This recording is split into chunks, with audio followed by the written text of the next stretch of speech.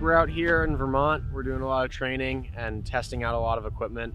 One of those testing equipment is understanding layering properly, but a huge component of that is understanding movement, because if you are exerting a lot of energy and building up a lot of sweat, your equipment only has so much range to help get that moisture off of you. So I'm going to take it over here, and if you want to explain some of the things you look for from a leadership perspective, if you have a team, or if you're making sure that guys are being safe on their own, what are some of the things that you advise?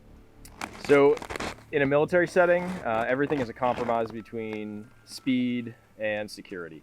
And so how fast you're moving depends on the enemy threat, and what your mission timeline is. But in a civilian setting, maybe search and rescue, or you're camping, you're hiking with friends, you're not so concerned about security, but speed is going to play a factor, because it's going to dictate how often you're stopping to change layers, which is okay.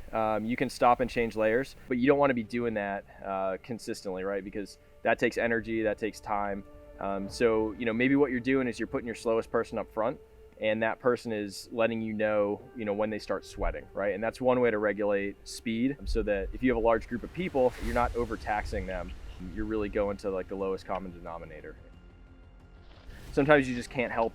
You have to stop and change layers, right? When you're in the wood line, maybe it's a little bit more moist, and it's a little bit warmer, and then you break into the ridge line and it's very dry, but it's also very windy.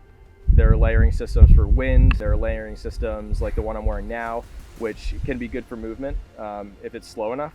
And then you have the last layer, the level 7, and that's great for static, right? So in a civilian application, maybe if you're doing search and rescue and you're traveling on snowmobiles, right, you're going to wear something that's going to protect you while you're static, right? I mean, you're physically static on a snowmobile, and it's cold, right? And you want to keep yourself warm. But once you get off those snowmobiles to fan out and start actually doing your foot search, that's when you want to pre-plan a stop so that everybody is downgraded.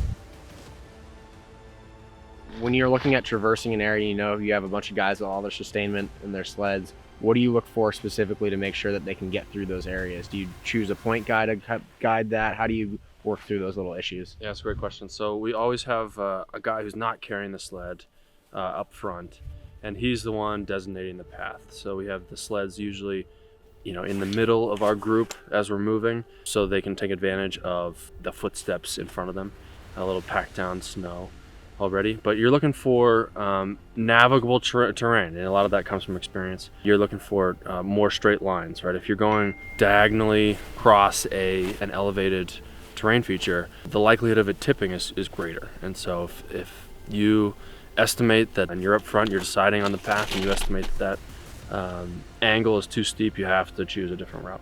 Knowing your equipment, knowing the terrain, knowing how big your team is and how you're moving are all really important factors that we can take away from that. And I think from an equipment standpoint, it's, hey, how can we make that job easier for guys? What weight can we reduce? What weight can't we reduce? And understanding those variables, because it's not one or the other. It's not that, hey, I've got a really heavy rig so I can go and just keep moving to all the easy terrain, because you might not be able to do that still. So understanding how that equipment's moving with and off of your body, I think, are really important details to keep in mind of.